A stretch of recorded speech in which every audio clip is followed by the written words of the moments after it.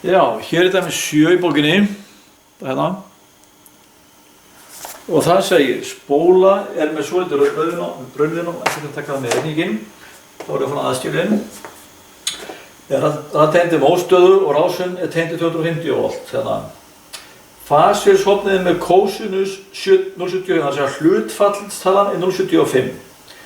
Og svo spurði það hvað er fasir sofnið stórt og spennufalliði mótstöðuna og spannavinnamið og vektormyndin og allt þetta.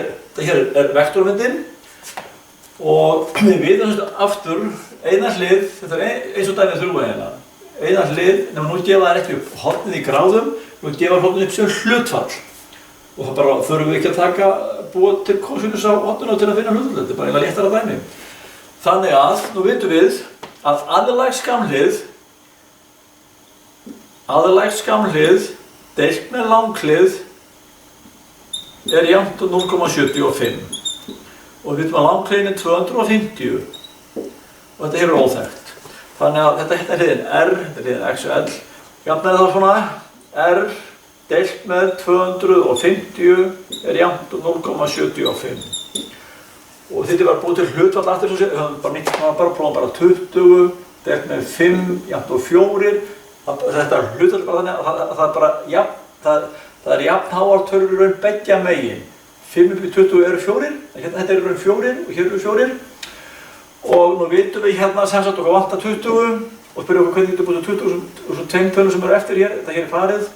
Og við sjáum við margkvöldum þetta hér saman, þá fáum 20, þannig að R er jafnt og 250 sinnum 0,75 og það er þá jafnt og 250 sinnum 0,75 187,5 hérna er spennan hér 187,5 volt er spennan hérna yfir raunvinna hluta hérna spennan hér 187,5 volt.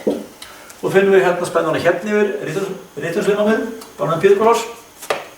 Það er bara rótin af 250 í öðru mínus 187,5 í öðru svona, einhvern tala hérna.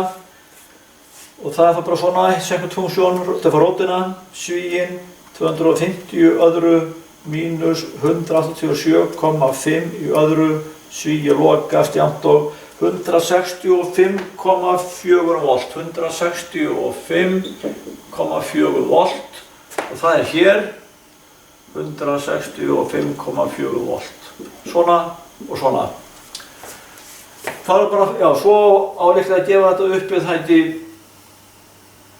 í gráðum, jú. Þetta hlutfall hér, hvað er það í gráðum, það var liður A. Og það er bara, það þekki bara arc-cos af hlutfallinu. Það er bara cos 0,75 jafnt og sem sagt arc-cos, eða 0,75 41,4 gráður. Nei, jú, 40,4 gráður. Svona. Þetta er með 7, kafla 3, seinni hluta dæmi eftir síns. Gefin ein hlið, langhliðin og hlutfallið. Við maður finna spennendar yfir skamhliðarnar. Og þá bara setjum við upp litla jöfnum hérna. Langhliðin deilt upp í skamhliðina, það er óþekkt, þetta hlutfall og þurfum að snúa svo fyrir R. Og það er bara búið svona hlutfall ykkur til að nota. Og hérna, já. Þetta er bara svona. Takk.